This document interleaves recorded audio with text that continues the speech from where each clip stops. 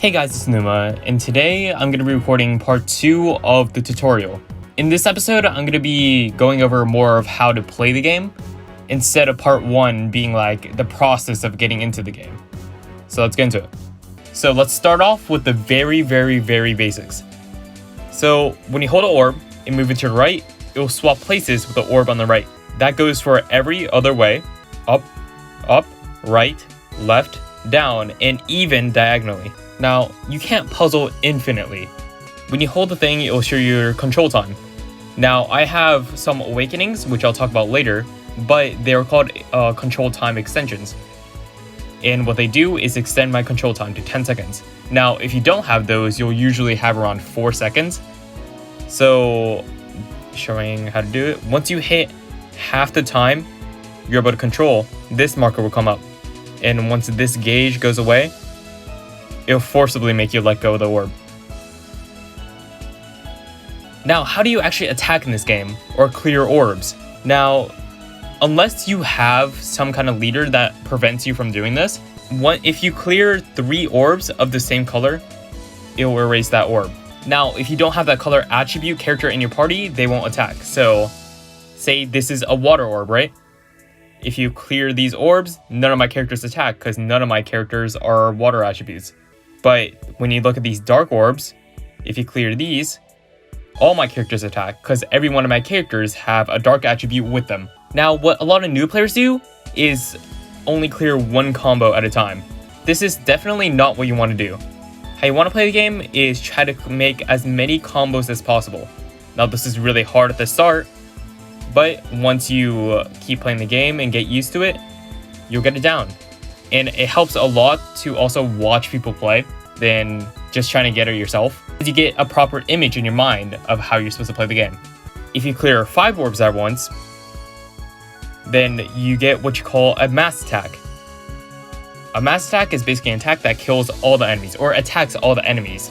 Now, as I said earlier, you want to make as many combos as possible, but again, this is really hard for new players, and even though it is best to really watch people play, but there are some shapes that you can put in your head to help you with some puzzling. So first, we'll start off with the eye shape.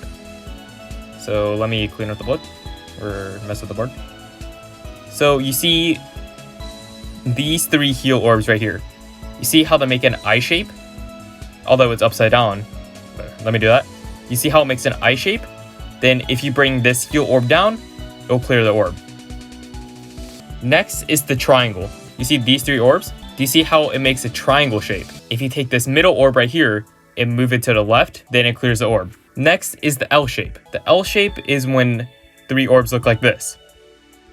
Now there's multiple ways you can go with this.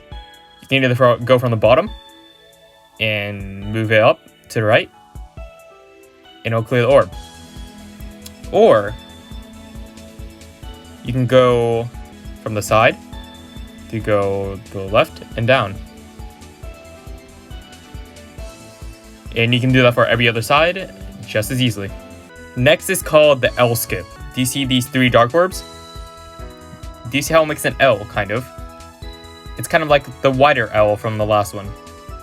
If you take this middle orb right here and just move it down and to the right, then it'll clear the orbs for you. Next is the rock skip. Do you see these 3 orbs right here? They're spread out. It's like the eye shape, except the 2 orbs that were stick together are now separated. Now there's 2 ways you can go with this. You can either make it into an eye shape and bring the right one in, or you can bring the 2 orbs on the outside into the middle to clear the orbs. Next are the diffused orbs. Do you see these 3 light orbs? Now, what you want to do is bring them into the middle. So you start from this middle one here, or from the bottom right here, and you just make a zigzag, and bam, you clear the orb. Now, how does this actually help you puzzle in Puzzles & Dragons? Now, how does this actually help you puzzle in Puzzles & Dragons? So let's say there's a scenario like this. So let's say there's a scenario like this, where you see an eye shape right here, and an L shape right here. On the eye shape, you bring the dot in, and now that you see an L shape, you do what I told you again, to the right and up. Now you have 2 combos. Now, it's also important to think about what orb you hold at the start when you're puzzling. So say you see an L shape right here, right? And you think, wow, I can use a water orb right here. Or I can use a dark orb right here. But you see a line of 2 water orbs right here. So you decide that the water orb is better because you can make an L shape right here and then move the water up and get 2 combos. Now that you've practiced some of these shapes, you can now imagine in your head how to take care of unknown situations. So you see a triangle right here, right? But then you see 2 fire orbs right here, and there's basically a triangle.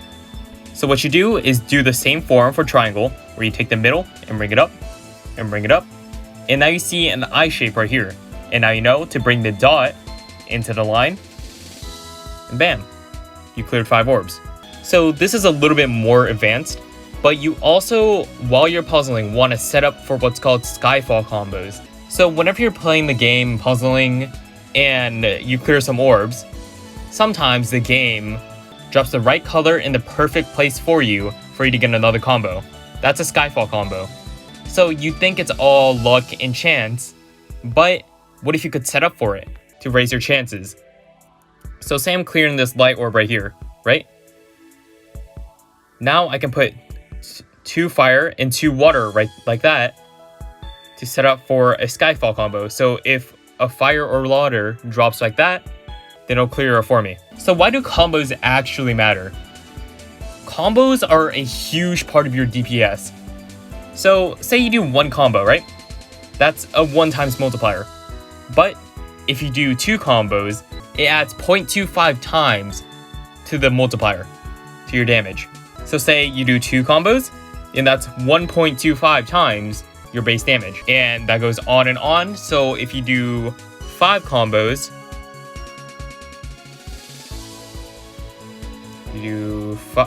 so if you do 5 combos, that's 6, you'll do 2.25 times your base damage.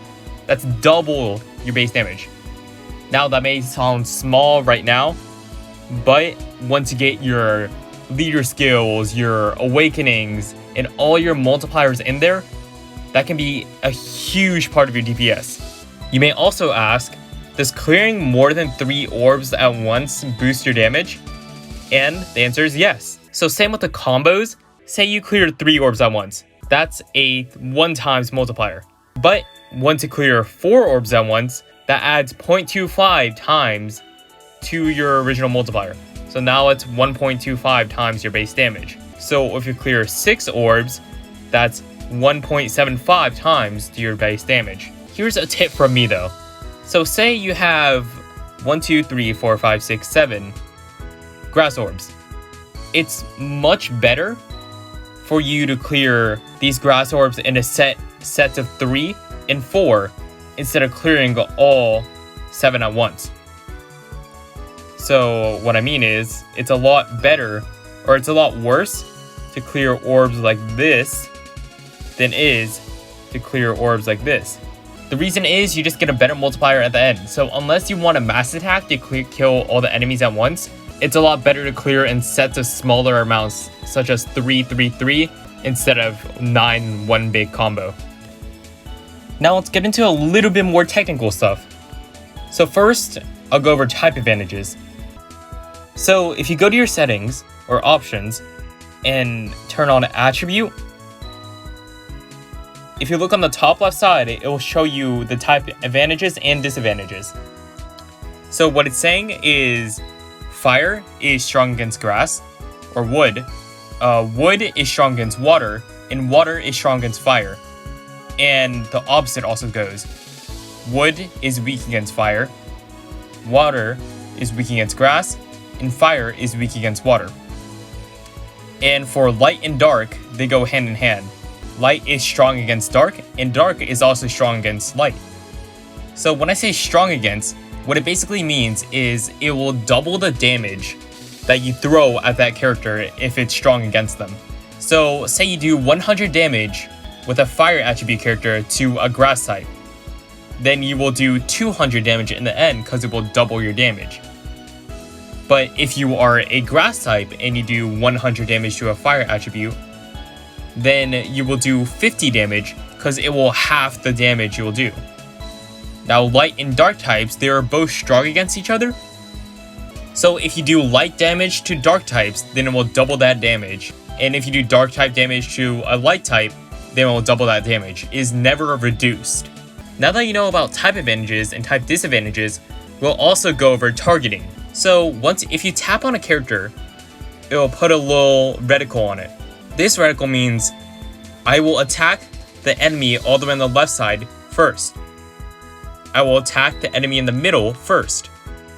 I will attack the enemy on the left side first. So now if you look at my party, you'll see that Yugi all the way on the right side is a light attribute as its main attribute. So if I target the dark type and clear a light orb, then I can take care of him easily. Now this game isn't all about doing damage either. You also have to make sure to keep up with your HP. If your HP goes to 0, you obviously lose. But how can I keep my HP from going down? You see these pink orbs with the hearts? These are heal orbs. If I clear these orbs, then it'll heal me. And the multiplier I talked about before, where if you clear 5 orbs at once, it also applies onto healing. And same thing applies to combos too. Now healing can sometimes be a drag. How can I not take damage in the first place? Well, if you look at the characters, on top of them you'll see the numbers. So this character has a 2 above him. That means this character will attack in 2 turns. So 1, 2, and he attacks me. The next one will attack me in 1 turn. 1 turn, he attacks me. So if you can kill these characters before those numbers reach 0, then you'll be able to avoid their damage. Now that's all for the puzzling part, but I'll also go over some of the external stuff outside of just puzzling. So the dungeons. Why are they separated into 7 parts? That's because all these dungeons are special in their own way. We'll start off with the normal dungeon. The normal dungeon is the most simple out of all these. The characters don't use skills. They're just simple characters that are meant to really just teach you about the game. Next are the technical dungeons. These are basically normal dungeons, except the characters begin to use skills. Well, at the start, these dungeons are fairly easy and similar to the normal dungeons. Once you get higher and higher up the arenas, such as Machine Noah or even Alternate Ultimate Arena, then these dungeons become extremely hard and one of the hardest in the game, like I said in my last video. So next are the special dungeons. The special dungeons are the limited time only dungeons. So if you look on the right side of the titles, you'll say, for example, for this one right here, Experience of a Lifetime, it says 11 days to go. That means this dungeon will be gone in 11 days. If you look at the Event Gift Dungeon 3, right here, it says 9 hours to go. And that means this dungeon will be gone in 9 hours.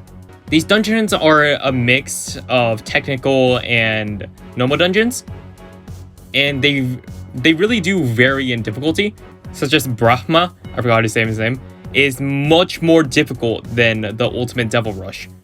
Next are the quest dungeons. These quest dungeons are, again, limited time only dungeons, but when you do beat them, they give you a reward after you beat them once. After you beat it once though, it won't give you the reward again. It will only give it to you once, so you can't farm it over and over. But when you are starting off, I would recommend you to go to the novice one and check out these 5 dungeons, because these are fairly easy and they give a hefty amount of stuff for it, such as 10 million coins really easily. So you don't have to worry about not having enough coins for evolutions or powering up your monsters. Next is the story dungeon. This is basically a story mode.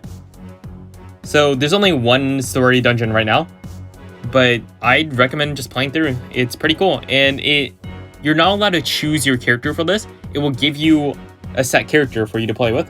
So some people may not like that because they don't have the freedom of choosing their own overpowered party. But I think it's pretty cool because you can't just rush through all these levels being super overpowered in the inflated Puzzles & Dragons now. Next is the ranking dungeon. For the ranking dungeon, you're basically competing against the whole Puzzles & Dragons player base. You all go to the same exact dungeon, and you guys are all given the same amount of time to get the highest score possible. And what you're aiming for is the highest rank. If you do get the highest rank, you get a variety of rewards. And these rewards do vary from dungeon to dungeon, such as some of the dungeons called the Rare Egg Machine Dragon dungeons or Fever. They will give you exclusively rainbow coins instead of items such as magic stones or plus points.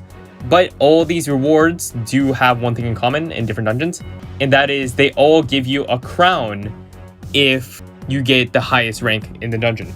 Now these crowns are more like a flex than anything, but if you do gather enough crowns, if you go to Maniacs, you can get the No Skyfall combo badge, which I don't think is what you want as a new player, but as an experienced player, you will know that this No Skyfall combos badge is extremely good for farming.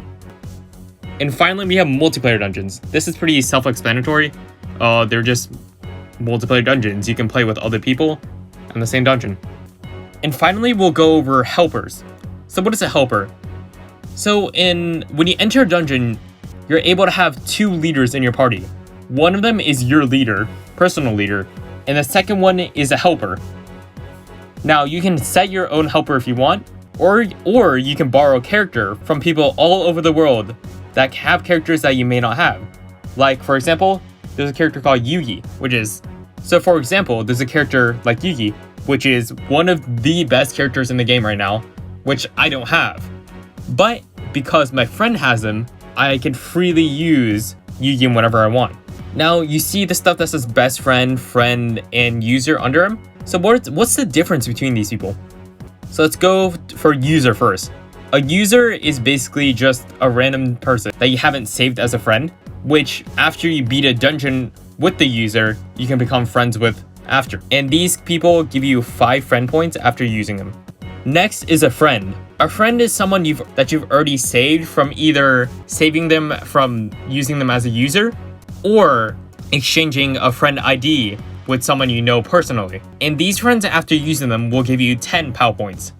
Now, just because they are your friend, however, doesn't mean you can use their character all the time. What a friend means is that once they get on and play the game, even if you have them downloaded as a friend, if they don't get on the game for 14 hours straight, they will disappear from your helper list. So if that person doesn't get on for a while, then you're not going to be able to use their character ever until they get back on. And finally, there is something called a best friend. A best friend is very special. You only get to choose one best friend until the game gives you a reset. So what's the point of choosing someone as your best friend? So if you use your friend's character, after using them once, they will disappear for a set amount of time. But if you have them as your best friend, unless they haven't got on for 24 hours, you can freely use their character forever.